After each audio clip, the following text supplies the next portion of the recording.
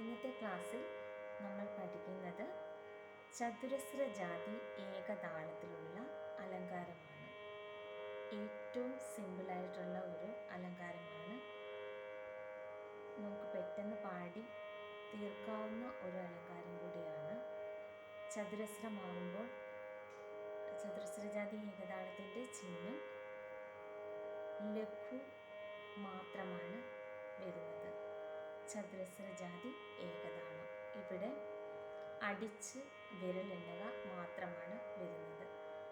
ചതുരസ്രജാതി ഏകതാളമായതിനാൽ ചതുരസ്രം നമ്മുടെ 4 അക്ഷരമാണല്ലോ. അപ്പോൾ ഈ 4 ലഘുവിൽ കൊടുക്കുമ്പോൾ നമുക്ക് അടിച്ച് 4 പ്രാവശ്യം വിരലെണ്ണുക.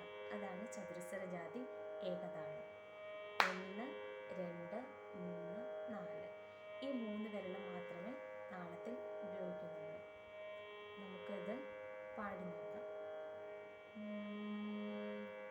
സ രേ ഗ മ രേ ഗ മ പ ഗ മ പ ധ മ പ ധ നീ പ ധ നീ സ സ നീ ധ പ നീ ധ പ മ ധ പ മ ഗ പ മ ഗ രേ മ ഗ രേ സ.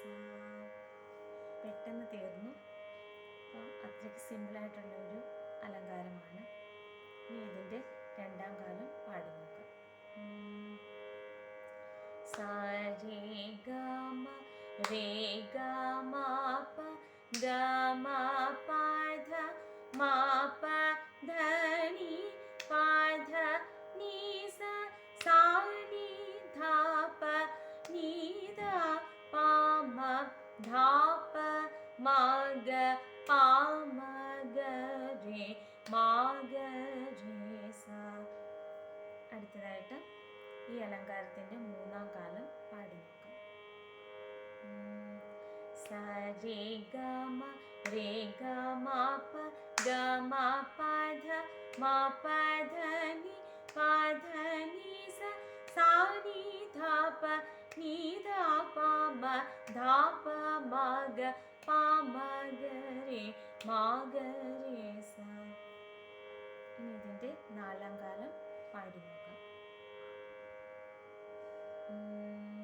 സ രി ഗ മ രി ഗ മ പ ഗ മ പ ധ മ പ ധ നീ സ സ നീ ധ പ നീ ധ പ മ ധ പ മ ഗ പ മ ഗ രേ മ ഗ രേ സ. ഇതിൻ്റെ ആകാരം പാടാനും എളുപ്പമായിരിക്കും. നമുക്കൊന്ന് പാടി നോക്കാം.